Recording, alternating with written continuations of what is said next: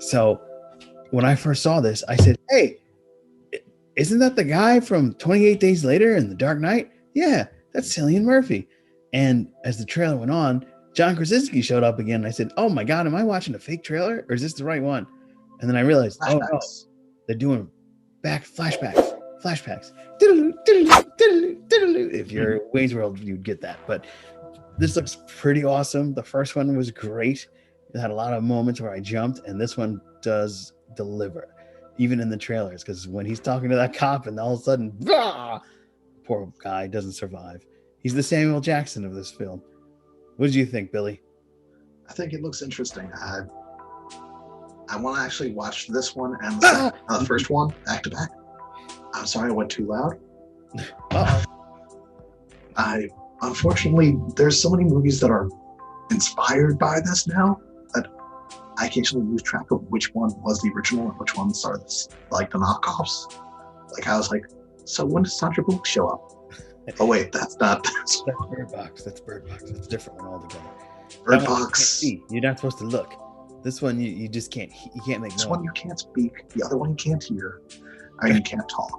Yeah, we got to do one where we can't talk. That'll be our movie. Speak no evil, hear no evil, see no evil. Yeah, there should be a trilogy of that. Speak no evil, hear no evil, see no evil trilogy. Bird Box, Quiet Place, and Fart Box.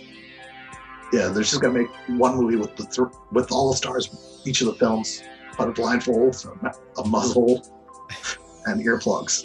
Who knew that this movie would actually spawn its own universe? Sandra Bullock, be proud.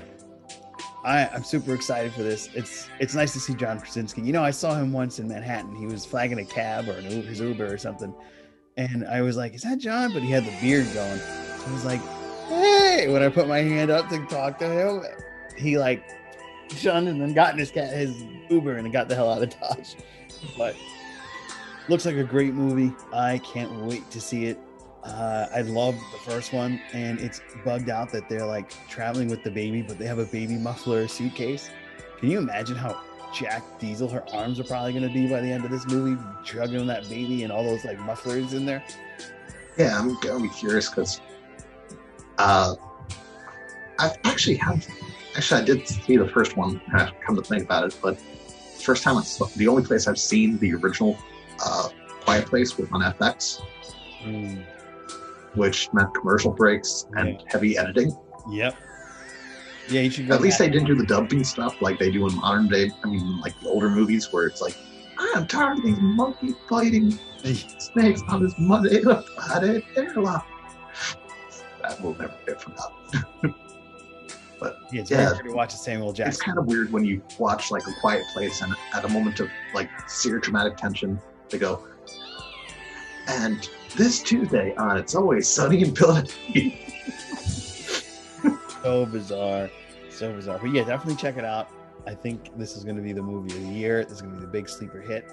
And hopefully the theaters will be returning because we are fiending to get back in there. This is Trailer Fiend with your host, Joe Dove and Billy. Oh, I said too loud. I might get eaten. Yeah, this one actually looks like a movie that you should watch without waiting through commercial breaks. Yes. Go to the theaters. We're going to need those theaters to come back and get life back to where it is. So get your Quiet Place injection, shut your mouth, and go to the theater, and shut your mouth while you're in the theater. I'm Joe Dove. Make sure to like, share, and subscribe.